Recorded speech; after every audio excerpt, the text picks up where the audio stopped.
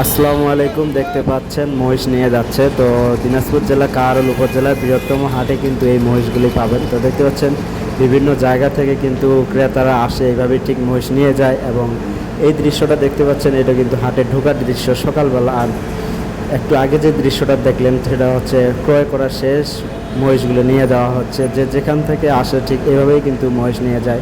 এক জেলা এক প্রান্তের মানুষ বিভিন্ন জায়গা থেকে যারা হাটের সন্ধান চাচ্ছেন। বৃহত্তম হাট কিন্তু দিনাজপুর জেলা কাহারোল, অনেক পুরাতন হাট।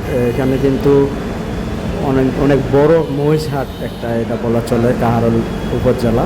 তো এই মহিষ হাট থেকে আপনি প্রতি শনিবারই মহিষ ক্রয় করতে পারবেন, বিক্রি করতে পারবেন। এখানে কিন্তু নাম করা যে একটা বৃহত্তম বা দীর্ঘ বছর যাবৎ কিন্তু এখানে মহিষ ক্রয় বিক্রয় চলে। এখন অনেক জেলা অনেক প্রান্তে আছে, অনেক জায়গায় কিন্তু মহিষের হাট লাগে না, ম্যাক্সিমাম গরুর হাট কিন্তু সব জায়গায় কম বেশি আছে।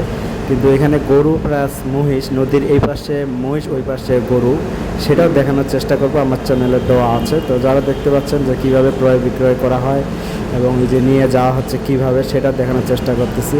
ঠিক এভাবেই নসিমন দিয়ে কিন্তু মহিষগুলি যারা বিক্রি করতে আসে তারাও নিয়ে আসে ঠিক এভাবেই, আর যারা ক্রয় করে তারাও কিন্তু ঠিক এভাবেই নিয়ে যায়।